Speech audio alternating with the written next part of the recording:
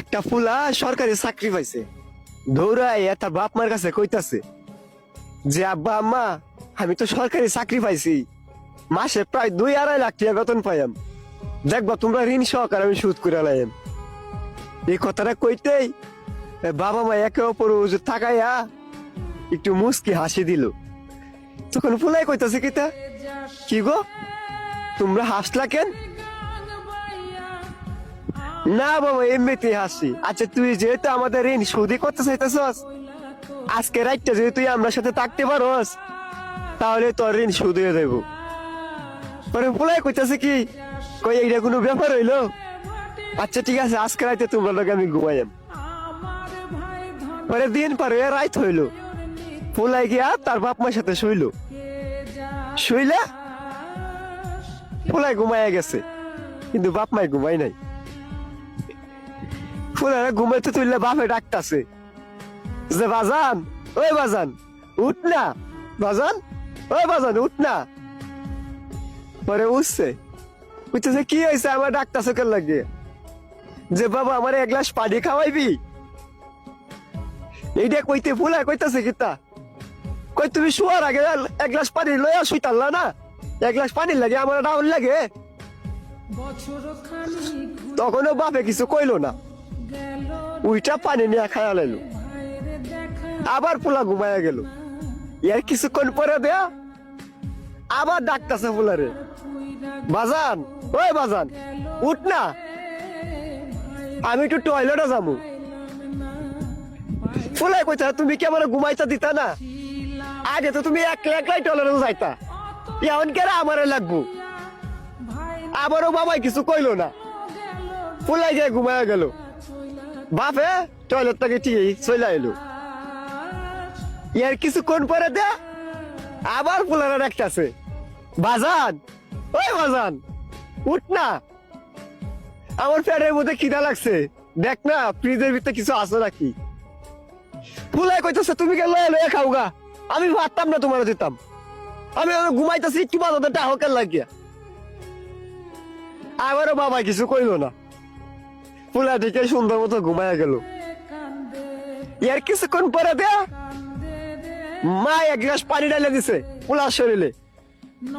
পোলা তো বিশাল রাগ পাইছে, উঠতে কইতাছে তোমরা কি চালাইছো, একবার বাপে কই টয়লেটে যাবো, পানি খাইবো, পেটে খিদা লাগছে ভাত খাইবো, তোমরা কি আমার ঘুমাইতে দিতা না। ওরা আস্তে করে বাপে উঠিয়া ঘরের লাইটটা জ্বালা দিছে। জ্বালা দিলে কইতাছে বাজান মাত্র 2-3 ঘন্টায় তুই হাঁপায়া গেলি, হাত তোরে বড় করার লাগিয়া কত রাজ্যে ঘুমাই নাই, তাই আল্লাহ ছাড়া কেউ জানে না তোরে এত বড় করতে গিয়া কতটুক পরিশ্রম যে করছি তা তোরে বুঝায় কইতে পারতাম না। মাত্র 2-3 ঘন্টায় তুই হাঁপায়া গেছস।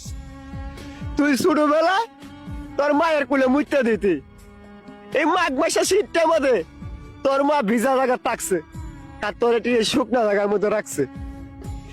এই অর্ধেক খাইতে বেলা তোর পেটের মধ্যে ক্ষুধা লাগতো, কিন্তু তুই খাইতে চাইতি না। তোরে উড়ানো হাঁটতাম নিয়া বারিন্দার হাঁটতাম, হাঁটতে হাঁটতে ধরে খাওয়াইতাম। এই বছরের আজানটা যখন পরে তখন সেরকম ভাবে ঘুমে ধরে, সেই টাইমে তুই কি করতি, পায়খানা করে দিতি। এই পায়খানা পরিষ্কার করে আবার তোরে লইয়া শুইতাম।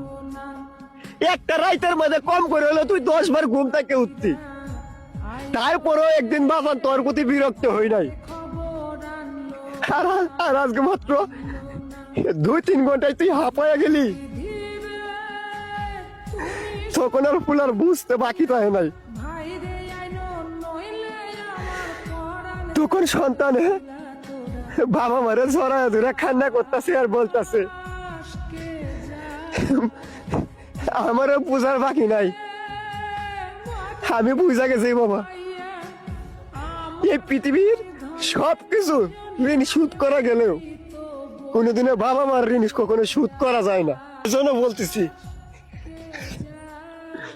যাদের বাবা মা এই দুনিয়াতে বাইসা আছে কোনোদিনও ভাই বাবা মার মনে কষ্ট দিও না। তুমি একদিন বুঝতে পারবা একটা সন্তানকে বড় করতে গেলে বাবা মার কতটুকু পরিশ্রম যে করতে হয়। বাবা মার মনে কষ্ট দিলে আল্লাহর আরশ পর্যন্ত কেঁপে যায়। তাই বলতেছি ভাই, কোনোদিনও বাবা মার মনে কষ্ট দিও না। যাদের বাবা মা আছে তারা বাবা মারে মূল্য দেও, না থাকলে বুঝতে পারবা দুনিয়া যে কতটা কঠিন।